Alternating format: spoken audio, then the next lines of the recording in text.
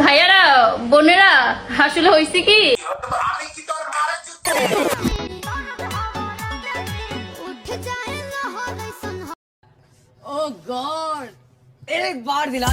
কিছু কিছু মানুষ আছে যাদেরকে কখনো শিক্ষা করা যায় না, তাদেরকে আপনি মারেন কিংবা গালি দেন তারা কখনোই ভালো হবে না। আর সেই বিশ্ববিখ্যাত মানুষগুলাই হচ্ছে বাংলাদেশের টিকটকার। এন্ড আজকে আমরা কথা বলবো সেই বিশ্ববিখ্যাত মানুষগুলার কয়েকটা টিকটক ভিডিও নিয়ে। আমি জানি এই রমজানে তাদের ভিডিও দেখলেই পাপ হবে, কিন্তু কি আর করার, তাদেরকে তো আমাদের থামাতেই হবে। বন্ধু অনেক শখ করছি তোর 9 লক্ষ ফলোয়ার্স নিয়ে একটি ভিডিও বানাবো। সবকিছু ঠিক আছে, আমি নিজেও মানলাম এটা একটা কষ্টের ভিডিও, কিন্তু তার বয়সটা এমন কেন বন্ধু? বিশ্বাস করেন রাসেল ভাই, এই বয়সটা শোনার পর আমার নিজে থেকে হাসি চলে আসতেছে। আমি নিজেই কনফিউশনে পড়ে গেছি, আমি কি কান্না করব নাকি হাসবো। বাবা বাবা, মেয়ে কতই না পর্দাশীল। আমি আজকে এই মেয়ের ছবি দেখাবো আমার আম্মুকে, আর বলবো এরকম পর্দাশীল মেয়েকে আমি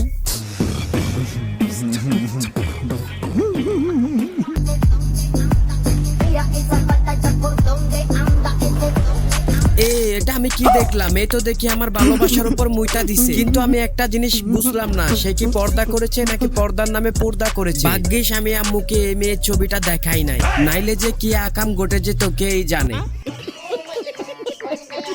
তবে তার গেট আপ দেখে আমি একটা জিনিস শিওর, মাথা জান্নাতে গেলেও পুটকি জাহান্নামেই যাবে।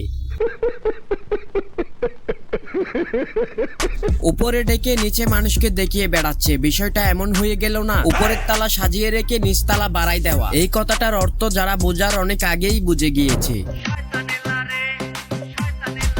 এদেরকে হয়তো আপনারা অনেকেই চিনেন। চিন্তা করতেছি এই ভিডিওতে এদেরকে আমি কিছুই বলবো না, কারণ এদেরকে নিয়ে আমি সুন্দর করে একটা ডেডিকেটেড ভিডিও বানাবো। আর আপনারা কি চান সেটাও একটু কমেন্ট বক্সে বলে যাবেন প্লিজ। বাপ রে বাপ, আর একটু বড় হলেই তো কাপড় থেকে ফেটে বেরিয়ে যাবে।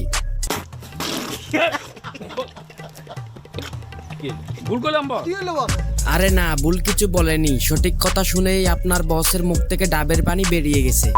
সো এই ছিল আজকের ভিডিওটা কেমন লাগলো সেটা আপনারা কমেন্ট বক্সে বলে যায়েন। যদি বেশি ভালো লেগে থাকে তাহলে অবশ্যই চ্যানেলটা সাবস্ক্রাইব করে দিয়ে টাটা বাই বাই, আল্লাহ হাফেজ।